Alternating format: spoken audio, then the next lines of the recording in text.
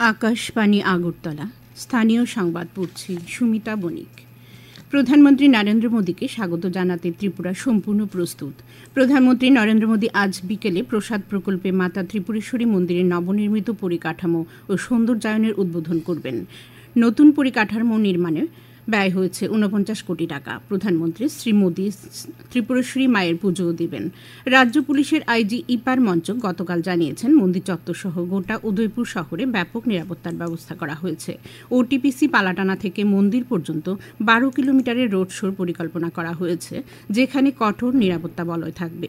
নিরাপত্তা সুনিশ্চিত করতে ত্রিপুরা পুলিশের পাশাপাশি সিআরপিএফ এবং বিএসএফ জওয়ানদের মোতায়েন করা হয়েছে। আজ বিকেলে অরুণাচল প্রদেশ থেকে তাঁর আগরতলা পৌঁছানোর কথা রয়েছে এবং সেখান থেকে উদ্বোধনী অনুষ্ঠানের জন্য সরাসরি রাজ্যের রাজধানী থেকে প্রায় ৬৫ কিলোমিটার দক্ষিণে উদয়পুরে যাবেন।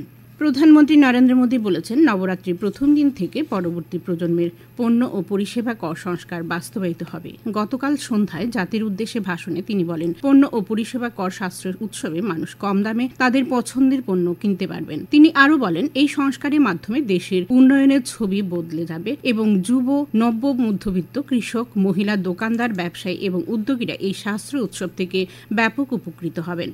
তিনি উল্লেখ করেন, প্রতিটি রাজ্য দেশের উন্নয়ন অভিযাত্রায় সমান অংশীদার হবে। তিনি পরবর্তী প্রজন্মের পণ্য ও পরিষেবা কর সংস্কার, শাস্ত্র উৎসব, নবরাত্রির জন্য জাতির প্রতি শুভেচ্ছা জানিয়ে বলেন, নবরাত্রির প্রথম দিন থেকে জাতি আত্মনির্ভর ভারত অভিযানে একটি উল্লেখযোগ্য পদক্ষেপ নিচ্ছে। প্রধানমন্ত্রী বলেন, বর্তমান সরকার কর ব্যবস্থাকে সরলীকৃত করেছে। তিনি নিশ্চিত করেন, নতুন সংস্কারের মাধ্যমে এক জাতি এক করের স্বপ্ন বাস্তবায়িত হয়েছে। কেন্দ্র এবং রাজ্যগুলি একযোগে কাজ করলেই आत्मनिर्भर भारत स्वप्न पूर्ण হবে।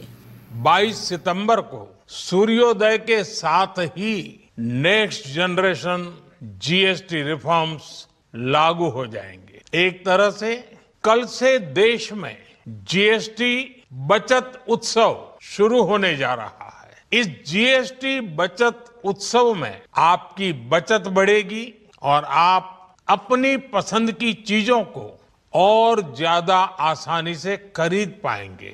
মুখ্যমন্ত্রী অধ্যাপক ডাক্তার মানিক সাহা বলেছেন, যুব সমাজ যদি নেশার কবল থেকে মুক্ত হয়ে শক্তি, মেধা ও সৃজনশীলতার পথে এগিয়ে যায়, তবে সুস্থ সমাজ গড়ে উঠবে। প্রধানমন্ত্রী নরেন্দ্র মোদীর জন্মদিন উপলক্ষে গতকাল আগরতলার উজ্জয়ন্ত প্রাসাদের সামনে থেকে নমো যুবরান শীর্ষক দৌড়ের সূচনা করে একথা বলেন মুখ্যমন্ত্রী।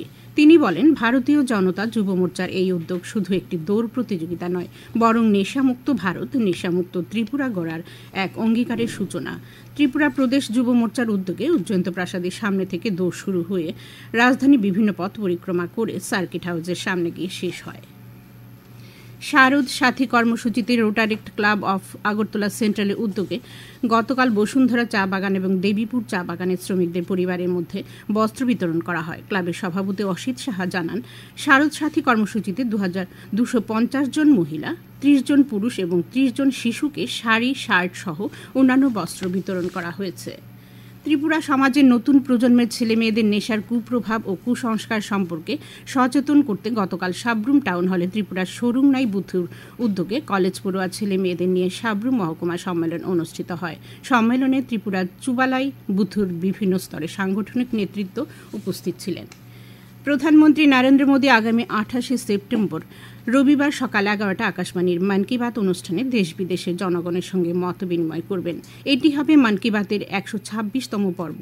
বেলা ১১টা থেকে আকাশবাণী এবং দূরদর্শনের সবকটি চ্যানেল এবং Akashvani news on AIR website, mobile app, প্রধানমন্ত্রী দপ্তর, তথ্য ও সম্প্রচার মন্ত্রকের ওয়েবসাইট ও ইউটিউব চ্যানেলেও মন কি বাত সম্প্রচারিত হবে। হিন্দিতে এই অনুষ্ঠান সম্প্রচারিত হবার পরেই আঞ্চলিক ভাষায় এর তর্জমা শোনা যাবে। নিঃশুল্ক নম্বর ১৮০০-১১৭৮০০ নম্বরে মেসেজ করে কিংবা মাইগভ বা নমো অ্যাপে মতামত জানানো যাবে। সাংবাদিকদের নিরাপদে সংবাদ সংগ্রহের ব্যাপারে প্রয়োজনীয় ব্যবস্থা গ্রহণের জন্য রাজ্য প্রশাসনের কাছে দাবি জানিয়েছে ত্রিপুরা জার্নালিস্ট ইউনিয়ন। সদরের হেজামারায় সাংবাদিক কমলকান্তি ত্রিপুরা গতকাল আক্রান্ত হয়েছেন বলে জানিয়েছে ইউনিয়নের সভাপতি প্রণব সরকারের নেতৃত্বে এক প্রতিনিধি দল জিবি হাসপাতালে গিয়ে তার চিকিৎসার ব্যাপারে খোঁজ খবর নেন। এই বিষয়ে মুখ্যমন্ত্রীকে অবহিত করা হয়েছে বলে ইউনিয়নের বিবৃতিতে জানানো হয়েছে। মহালয়ের সকালে আগরতলা নিবেদিতা ক্লাবের উদ্যোগে গতকাল বসে আঁকো প্রতিযোগিতার আয়োজন করা হয়। প্রায় 100 জন ক্ষুদে অঙ্কন শিল্পীর তুলির টানে শুরু হয় ক্লাবের শারদোৎসবের কর্মসূচি। নিবেদিতা ক্লাবের সভাপতি পরিমল চক্রবর্তী জানান, শারদোৎসব উপলক্ষে নানা কর্মসূচি পালন করা হবে। গতকাল রাজ্য প্রশাসন ও ক্লাবের যৌথ উদ্যোগে অপরাধ সম্পর্কে সচেতন করতে আগরতলা সভার আয়োজন করা হয়। আলোচনা করেন পশ্চিম থানার আগরতলা থানার ওসি রানা চ্যাটার্জি সহ অন্যান্যরা। আবহাওয়ার খবর। আজ দুপুর পর্যন্ত আবহাওয়ার পূর্বাভাসে জানানো হয়েছে আকাশ সাধারণত মেঘলা থাকবে, বজ্রবিদ্যুৎ সহ 2-1 পশলা হালকা থেকে মাঝারি বৃষ্টিপাত হতে পারে। আগরতলা আজ ভোরে সর্বনিম্ন তাপমাত্রা ছিল 24.9 ডিগ্রি সেলসিয়াস। দিনের সর্বোচ্চ তাপমাত্রা থাকবে 34 ডিগ্রি কাছাকাছি। সকাল 5:30 পর্যন্ত পরিমাপযোগ্য বৃষ্টিপাত 17.8 মিলিমিটার।